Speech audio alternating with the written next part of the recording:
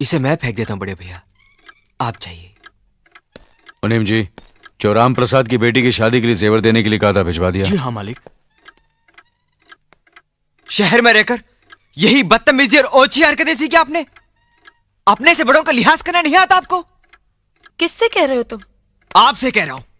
औरत पैदा हुई है तो औरत की तरह रहना सीखिए। मीना, नकुल, तुम अंदर जाओ।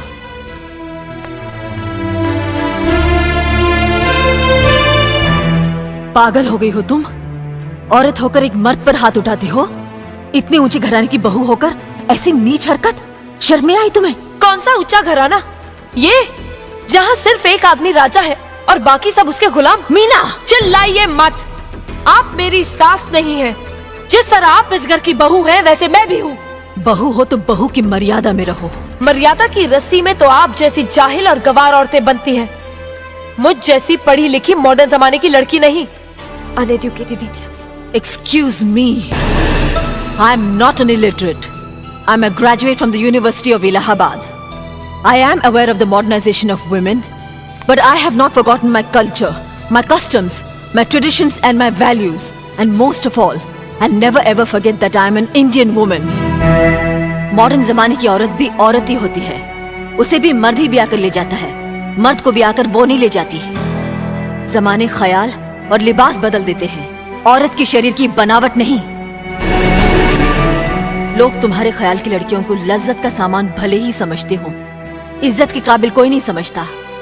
इज्जत आज भी उन्हीं औरतों की होती है जिनकी आंखों में हया हो, लाज हो, शर्म हो। हम नहीं कहते कि तुम बंदिशों में रहो, लेकिन अपने दायरे की सीमा को मत भूलो।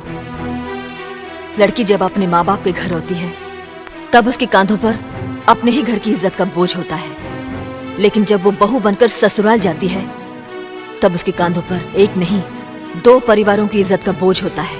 आज जिस तरह तुमने नकुल को तमाचा मारा, अगर उसी तरह उसका भी हाथ उठ जाता तो तुम्हारी क्या इज्जत रह जाती? कभी सोचा तुमने?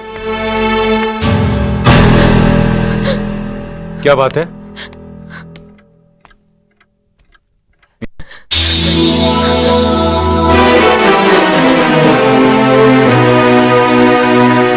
क्या हुआ भाभी? कुछ नहीं। मीना कह रही थी कि उसे खाना बनाना नहीं आता। हमने सोचा कि 2-4 खरी खोटी सुनाने से ही सीखेगी, सो सुना दिया। बस रोने लगी। क्यों अर्जुन, हमें तुम्हारी बीवी को डांटने का भी हक नहीं? क्यों नहीं, आप हमारी भाभी माँ हैं। आप मार सकती हैं, डांट सकती हैं, कुछ भी कर सकती हैं।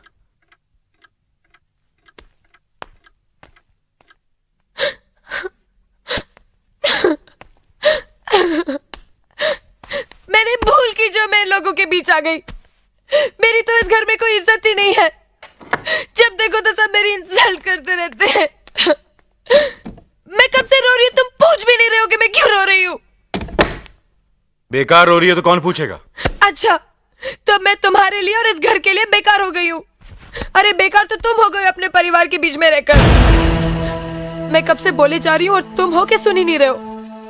इंसान की चीख सुनकर लोग शुभ अशुभ का विचार करते हैं, लेकिन जब मेंढकी को जुकाम होता है, उसकी चीख की कोई परवाह नहीं करता। ये मत भूलो कि जब मेंढकी चिल्लाती है तो आंधी और तूफान आते हैं। आंधी और तूफान आएंगे तो उसका नतीजा तुम्हें ही भुगतना पड़ेगा। तो फिर ठीक है, अब मैं तुम्हारे साथ तब भी रहूंगी जब तुम मेरे साथ मेरे डैडी के घर रहोगे।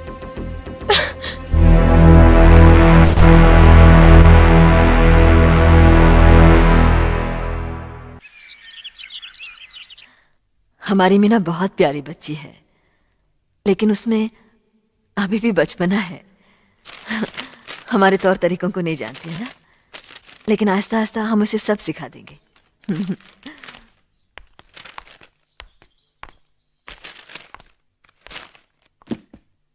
बड़े भैया, ये अपने घर जाना चाहती है। जाना भी चाहिए। 4-5 महीने हो गए, मायके की याद भी आती होगी इसे। और अर्जुन, तुम्हारे ससुर जी तुम्हें कई बार बुला चुके हैं। तुम भी कुछ दिनों के लिए हो आओ, तुम्हारा मन भी बहल जाएगा। अगर ये वापस लौटने के लिए जा रही होती तो मैं जरूर जाता, मगर ये तो हमेशा के लिए इस घर से जा रही है। कैसी बातें कर रहे हो? अगर तुम दोनों के ख्यालात एक दूसरे से नहीं मिलते तो इस मामले को घर की चार दीवारी में बैठकर आपस में सुलझा लेना चाहिए। बहू शहर की पढ़ी लिखी लड़की है, उसे गांव की रीति रिवाज के बारे में क्या मालूम। यह तो तुम्हारा फर्ज बनता है अर्जुन कि तुम उसे हमारे तौर तरीके सिखाओ। सिखाने से कोई फायदा नहीं बड़े भैया, ये खुद को इस माहौल में डालना ही नहीं चाहती, इसलिए भेज रहा हूं। अच्छा, तो तुमने फैसला भी कर डाला। बड़े भैया, बात यह है कि मैंने मीना को, तुम बहुत समझदार भी हो गए हो ना, तो फिर तुम्हें इतना तो समझ लेना चाहिए, अगर बहू अपने आप को बदल नहीं पा रही है तो तुम बहू के मुताबिक बदल जाओ। आखिर वो तुम्हारी पत्नी है, उसका साथ देना तुम्हारा धर्म है। तुम्हारे भरोसे ही तो उसने अपनी सारी जिंदगी सौंप दी तुम्हें।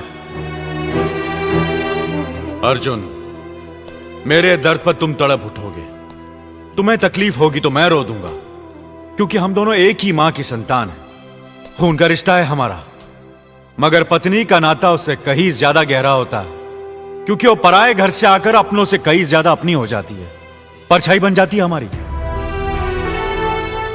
पति शरीर है तो पत्नी उसकी आत्मा है। पत्नी ही पति के जीवन को सही अर्थ देती है, उसे कामयाब बनाती। पत्नी के बगैर पति बेजान और बेमाने हो जाते। अगर आज तुम अपनी पत्नी को हमेशा के लिए उसके मैके छोड़ाओगे तो यह गांव, यह समाज क्या कहेगा हमारे बारे में? जरा सोचो अर्जुन, न्याय के सिंहासन पर बैठकर जो लोगों के अच्छे बुरे का फैसला करता है, अगर उसी के घर में नाइंसाफी होगी तो लोग हंसेंगे हम पर, किसी को मुंह दिखाने के काबिल नहीं रहेंगे हम। बड़े भैया, मुझसे भूल हो गई, मुझे माफ कर दीजिए। मुनीम जी। जी मालिक। जायदाद के दस्तावेज लाइए। जी अभी लाया। बहू, पति ही पत्नी की असली शक्ति होती है। हमारे पुरखों ने कुल धर्म पत्नी के बारे में कहा है, जो पति के काम में उसकी मददगार हो, उसे अच्छी सलाह दे, जो दासी की तरह उसकी सेवा करे, मां की तरह उसे खिलाए पिलाए, लक्ष्मी का रूप हो और धरती की तरह उसमें सहन शक्ति हो, वही आदर्श पत्नी होती है। औरत की सोच मर्द का मुकद्दर बनाती है। वो जब बनाने पर आती है तो कुटिया को महल कर देती है, और जब बिगाड़ने पर उतरती है तो महल को मिट्टी का ढेर बना देती है। मालिक, ये जायदाद के दस्तावेज हैं। हमारी जमीन जायदाद कहां कहां है और कितनी है, उसका हिसाब किताब ना बाबूजी को मालूम था, ना हम तीनों भाइयों को मालूम है। बहू, तुम पढ़ी लिखी हो, आज से इसका हिसाब किताब तुम देखोगी। लक्ष्मी जी। अपनी चाबियों का गुच्छा और ये कागजात बहू को दे दो।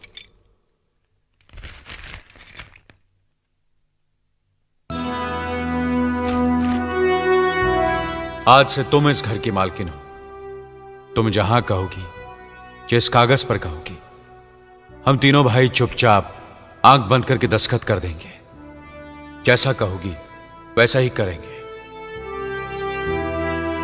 बस एक ही विनती है बहू, हम तीनों भाइयों को अलग करने का ख्याल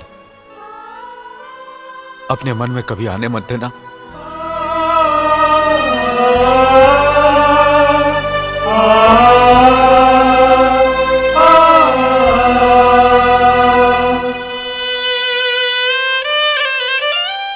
बहुत अच्छा किया तुमने बहू, बहुत अच्छा किया।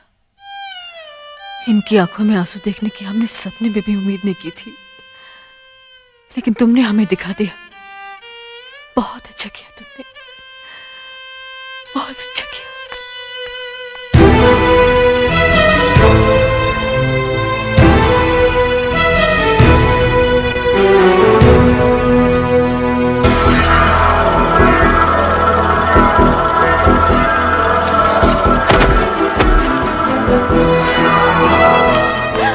मीना, मीना, क्या हुआ बहू? मीना, मनी जी जल्दी से डॉक्टर को बुलाइए।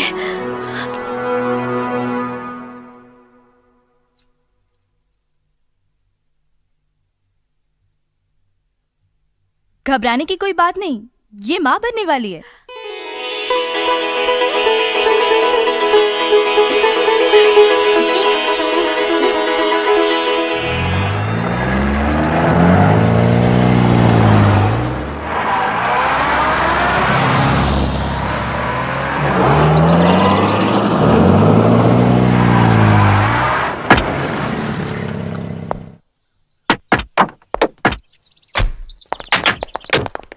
आप लोग यहीं ठहरिए, मैं ठाकुर साहब से मिलकर आता हूं।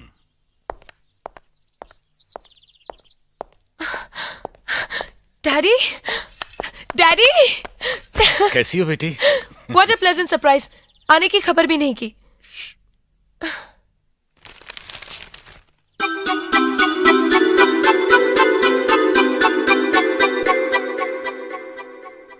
ठाकुर साहब, पाए लागू। समधी जी, आप अचानक यहाँ कैसे?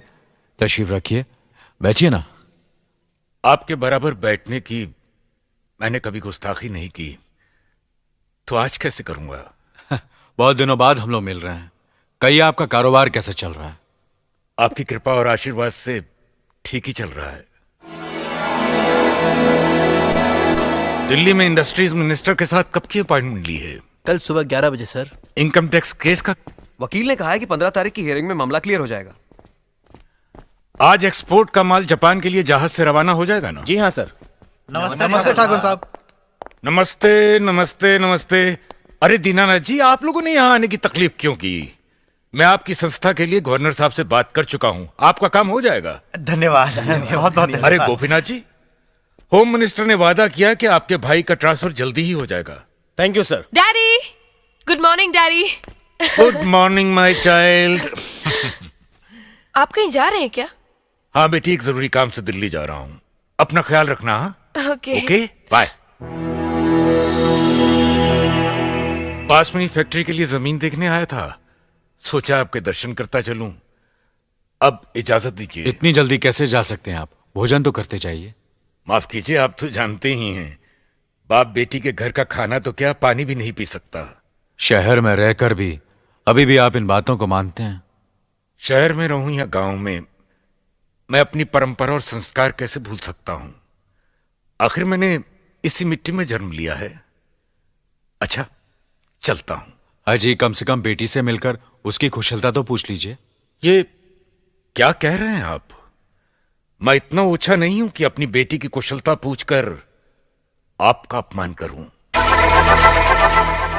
ठाकुर साहब, ये तो मेरी बेटी का सौभाग्य है कि वो इस मंदिर जैसे पवित्र घर में बहू बनकर आई, और फिर आपकी छत्र छाया में तो वो कुशल हो गई ही। राम राम। राम राम। बेटे, जिस तरह तुम मैके में चहकाती रही हो ना, वैसे ही अपनी ससुराल को भी महकाती रहना। जी।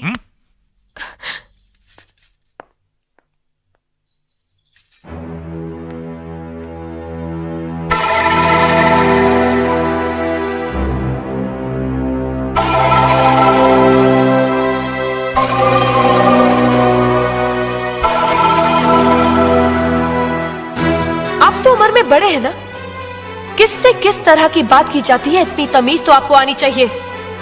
Mind it, mind it, mind it. बड़े भाई, अरे? मुझे माफ कर दीजिए। क्या हुआ? मुझे माफ कर दीजिए। ये क्या कर रही हो? अपने पापों का प्रायश्चित कर रही हूँ। मैंने आप जैसे देवता का अपमान किया है, आपका दिल दुखा है, मुझे माफ कर दीजिए बड़े भैया, मुझे माफ कर दीजिए, मुझे माफ कर दीजिए। लक्ष्मी, मुझे माफ कर दीजिए बड़े भैया, बड़े भैया मुझे माफ कर दीजिए, मुझ पर तरस इसे संभालो खाकर मुझे मीना, माफ कर दीजिए बड़े चलो भैया। उठो, तुम्हें ऐसे नहीं बैठना मुझे चाहिए, माफ इससे कर बच्चे पर असर पड़ेगा बेटे। मैं आपकी भी दोषी हूँ दीदी। आपने जेठानी की जगह माँ बनकर मेरी गलतियों को बर्दाश्त किया, और मैं अब भागन आपकी बेटी न बन सकी। मुझे माफ कर दीजिए दीदी, मुझे माफ कर दीजिए। अब चुप भी हो जाओ। तो हमने कब तुम्हारी बात का बुरा माना? हाँ पगली, रोते नहीं, रोते नहीं।